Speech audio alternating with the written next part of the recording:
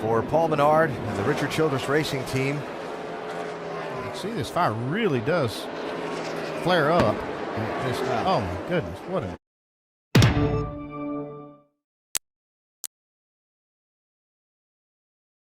Big swing at it. They're going to make a wedge adjustment, and they're also going to get a rubber out of the left rear. That's how much this car is wicked for Mark Martin. They've got to make the changes. Dave.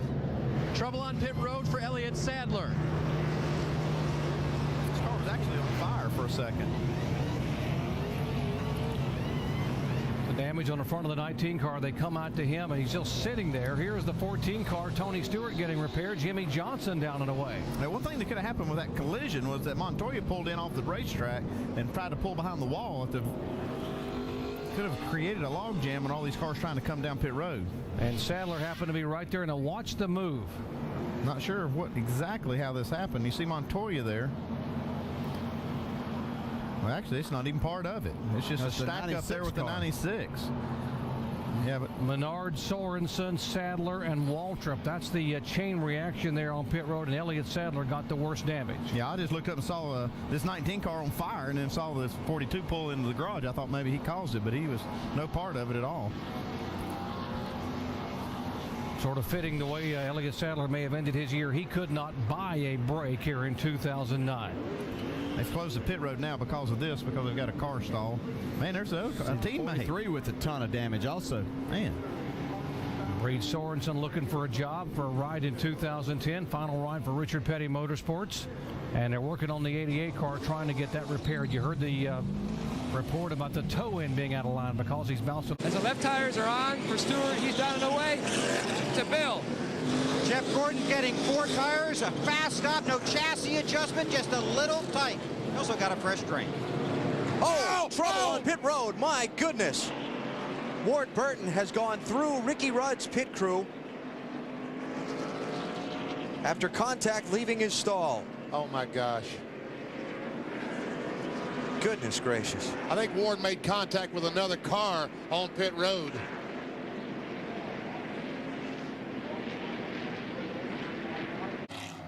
And we'll follow the stops first. Ross Chastain.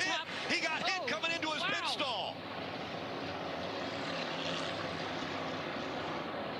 And you see him turned around. Absolute detriment to this team who had led. They wanted a little more on fire off, but Martin Truex Jr. not what they needed here late in the race, Marty. And Rick, you called it live. It was definitely off the bumper of the 5. I don't know if Truex checked up more in the speed lane. See, he kind of is slowing down, obviously, in front of the 5. The 5 can't speed up. He'd be speeding on pit road. So drivers, what's the etiquette? Do you normally blend left earlier than you check up? I mean, it seems like an odd kind of stack. And then right here, great work by the pit crew. You see the jack get hit. So thankful this pit crew was heads up and had an escape plan. Very dangerous situation for the 19. Yeah, I mean, great response by those guys, seeing it coming, jumping back over wall. That's the main thing. Nobody got hurt. That was really scary looking. But let's listen to what Kyle Larson was talking about. 910 to 19. He did, but he was going to miss his stall. He didn't turn it. Yeah, I thought he locked the brakes up in front of me, so I hope he's not mad at me. Yeah, so that's what I'm looking at. The 19 car didn't turn and blend toward the stall like he typically would, as if he might have realized that he was actually going by the stall. You would never really turn in that late, so I wonder if Martin actually drove up on the stall, almost missing it. And notice this or realize this at the very last minute. Slows down really quickly. The 5, he can't do anything about it. Ends up turning him around. And I have to ask myself, as the sun starts to set, you know, you're driving down pit road, looking into the sun, looking for your pit stall. Just wonder if he kind of lost track of where he was. Because I'm with you, Junior. Like, see all the other cars like the 1, you kind of blend left and then turn in. The 19, when he does get spun, I'm not sure he would have made the pit stall even anyway. There's no way he would have made it into his own pit stall. Right. I think he's actually maybe missed his pit stall, just about missed it, and recognized it at the last second. And if you're Larson, it's your job to be right on the rear bumper of that car in front of you. Watch the rear tires on the 19 car. Because you heard Larson say he thought he locked his tires up.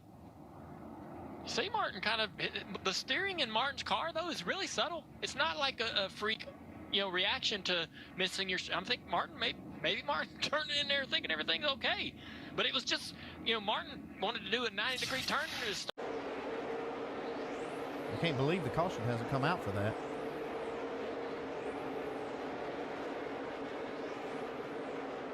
Oh, baby. Whoa. That tire just blew out. Point, Jeff. He cannot allow the 12 to get a lap. Look at the 5 gain to the rear bumper. The 5 into the water.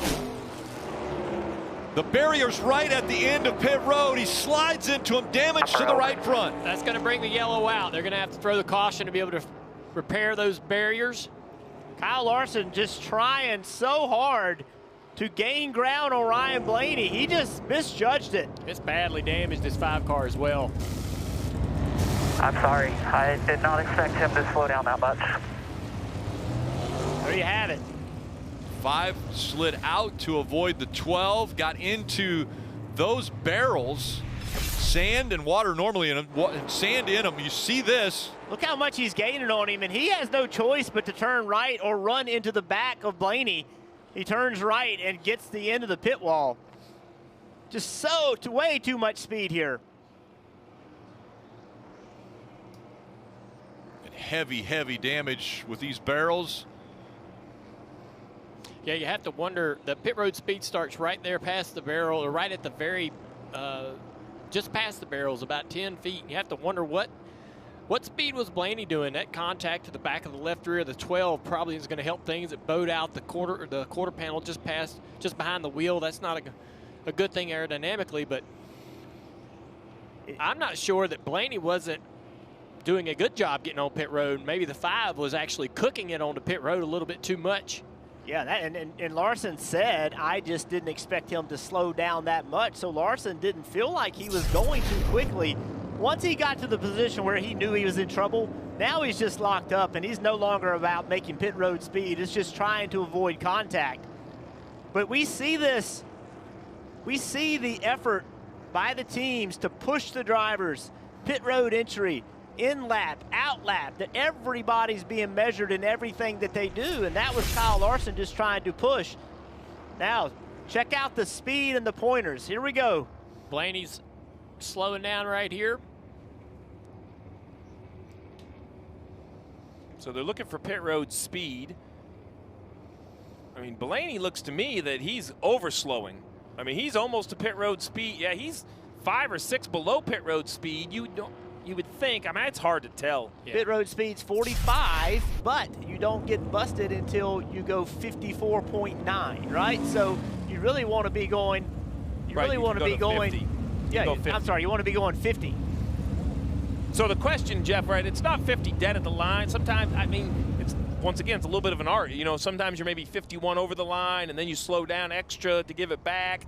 It wasn't egregious by the 12 car, but it's also, I think the 5 would have made pit road speed. It didn't look like he was going too fast. I have to agree with you, Steve. I think that was a little conservative on the 12, but the 5 was probably going to do just fine. He wasn't going to get busted on speeding, but just came in a whole lot more aggressive. Well, even if the 5's going over speed, he's got that entire distance to get slowed down because it's time over distance. You have X amount of feet to run an average of 50 by 49.9 miles per hour. So you can come in speeding. No, missed it. Oh, my goodness. And that is a mess. But thank goodness for the barrels, though, because look how much damage that truck would have had he hit the end of that concrete wall. That was when most likely your crew chief called you to pit road really late and you thought you could make it. But there's marbles down there and sand and grit, speedy dry, and he couldn't turn. And that thing weighs at least 400 pounds. How about it, Matt?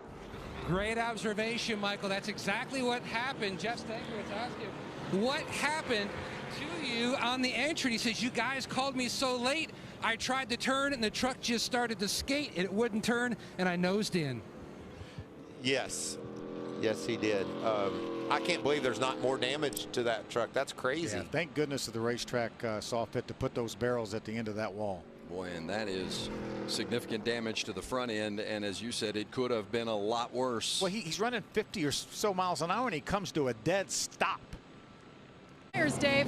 Audibles being called, shouting on the crew here, but they take the command. Oh, it comes down off the jack. 22 off the jack on the left side, and they're going to lose any time they thought they might gain. A lot of time being lost on pit road right now. They're still trying to get the car off the ground. The crew lifting it, trying desperately to get this car where they can get the jack back under it, lift it back up. They've got the flat jack in there now. And finally, the opportunity to put the left side tires on. Disaster for the 22 on pit road, Alan. Jack it up. It's been a clean race for these teams all day long, but now when it counts the most, problems on pit road for Logano's team. I talked about there being 29 cars on the lead lap. He's going to be at the back of all of them. From 6th place. Be interested to know, was that Denny Hamlin's call or Darian Grubb's call to stay out there? He darted back onto the track right at the very end. Could be the winning move. Look at that. Banging on the steering wheel. I almost question the decision to even take 4 tires right there. Ryan Newman's team came in, they got 2 and back out. Martin Truex Jr. All right, I'm going to come early, get those new tires, try to get an advantage, Kelly. Because he's still struggling to get the handling on the 78 car. He said he was loose getting into the corner, but then tight on load up. They're going to take more Packer out of the front of this car. Martin said he could drive it at about 98% and get a decent lap. You see it's going to be 4 fresh Goodyear tires, and you see the flames go up there as they were fueling the car. And those flames continue to burn as the 78 drives off. Mike, you saw that fire on the 78 car, Martin Truex Jr., as they were refueling, and the gas man had to back away. Well, just moments ago, Cole Kern saying we're probably not going to be full here, so if this race continues to go green, it could force their hands to pit earlier than they would have won.